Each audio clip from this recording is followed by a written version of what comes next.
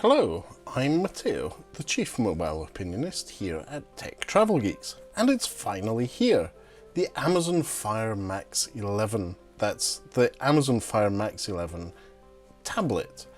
It's a tablet computer which I've been waiting for a while, and which is a new one to Amazon's portfolio of Fire tablets. This one, as the name suggests, is an 11-inch tablet. And we'll look at it in a bit more detail as we unbox it. Today we're going to do the unboxing. Tomorrow we'll follow this up with a setup video where we set the device up. And over the next few months we'll be doing a series of how-to videos and wrap it all up with a long-term review of the tablet after I've used it for a month or two. Right then, packaging. It's very simple. There's Fire Max 11 on one side, Fire Max 11 on the other side, a picture of the product, and Fire Max 11 at the top here. Little detail at the bottom, obviously you have the Amazon logo, because that's the company who make the device. It has an 11-inch 2K display, so it's not 4K, but it's 2K, and it has 64 gigabytes of storage inside. This particular one is also expandable with microSD, hooray! And it's a device which is a fully capable tablet with, as they say on the back of the tablet, watch, work, play and create. And there are accessories, ones that I haven't purchased yet, but if you'd like to see me review them alongside the product, the tablet itself, there is a dedicated stylus, or the Amazon stylus pen, and the keyboard case for it. I didn't see the need for them immediately, but if you think that you would like to see those reviewed along with the tablet itself, do drop us a comment in the section below and let us know. Anyway, let's open up the box here. Just as with other Amazon Fire tablets, it's really accessible. You don't need to use a jerry-rig everything knife to get into it. And then on the inside you can see the packaging is pretty simple, mainly cardboard, very little plastics involved here. And on the inside we have, obviously, the tablet itself, the cardboard box that holds it in place within the larger box.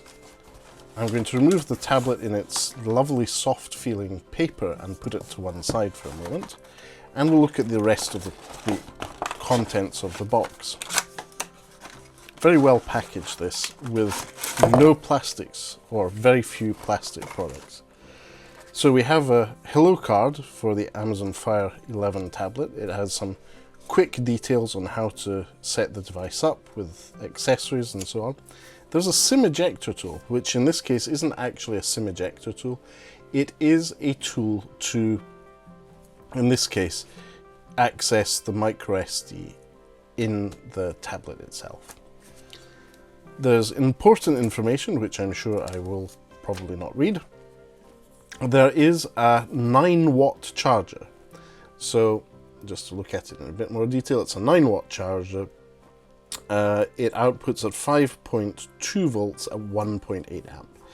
It's a bit different, but that means that it's probably geared for use at night. So I'm going to take that paper material off. You can see that it has the Amazon logo embossed here in the charger, and this is a UK plug with a UK 3-pronged plug with a USB type A port there. So this is what we'll be using to charge it. And let's have a look at the cable that comes with it. Again, paper wrapping. This is USB type C at one end and USB type A at the other. So type A goes into your charger, USB type C goes into the tablet itself. Great to see. Now let's have a quick walkthrough of the hardware of the tablet itself. I'm going to take the adhesive off. Ooh, that feels very nice. So the back of the device has the Amazon logo. It's not actually embossed, it's completely smooth there, but the Amazon logo is there. You can see there's a camera on the back here, little round camera. So the camera here is an 8 megapixel unit, both here and at the front of the device in the middle we have 8 megapixel cameras. These are for video calling and taking simple pictures. We'll see how they get on once we actually set up the tablet. And in terms of this band at the top, this is obviously where the antennas are. There's the usual Wi-Fi, Bluetooth, and in terms of Wi-Fi, this supports Wi-Fi 6, which is good news. Anyway, this is the 13th generation of Amazon Fire tablets. That just shows you how far and how long Amazon have been making affordable tablet computers. So good to see Amazon persevering here. In terms of the side of the device, we have our tray for expansion with micro SD, 2 microphone holes there next to the USB Type-C port, a volume rocker up and down, and the power button, which is also a fingerprint sensor.